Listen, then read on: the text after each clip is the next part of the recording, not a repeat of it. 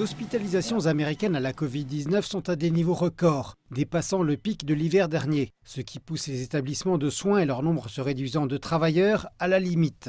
Certains experts prédisent que le nombre d'hospitalisations pourrait dépasser les 300 000 d'ici la fin du mois. Il nous faudra examiner les chiffres dans les prochains jours et nous anticipons un pic d'ici une semaine ou deux. La majorité des personnes admises sont des patients à haut risque ou bien des personnes non vaccinées, ou bien des personnes âgées qui présentent des comorbidités telles un cancer, une insuffisance cardiaque, des problèmes respiratoires sous-jacents ou un diabète.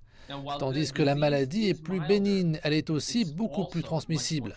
Mardi, les principaux responsables de la santé publique américaine ont été confrontés à des questions difficiles de la part d'une commission du Sénat, ce qui a conduit à cette reconnaissance brutale de la part de la commissaire par intérim de l'Agence fédérale américaine des produits alimentaires et médicamenteux. Je pense qu'il est difficile de reconnaître ce qui se passe véritablement actuellement, qui est que la plupart des gens vont contracter la COVID. Bon, et ce dont il faut nous assurer est que les hôpitaux puissent toujours fonctionner et que les transports et autres services essentiels ne soient pas interrompus tandis que cela arrive. Les écoles rencontrent des difficultés à demeurer ouvertes pour l'apprentissage en présentiel.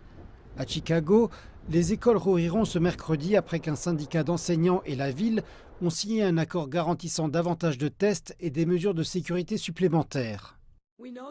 Nous savons que cela est très difficile pour les élèves et les familles. Notre objectif durant tout ce processus a été à la fois d'assurer le retour de nos élèves à l'apprentissage en présentiel dès que possible et de prévenir des interruptions de travail pendant le reste de l'année scolaire.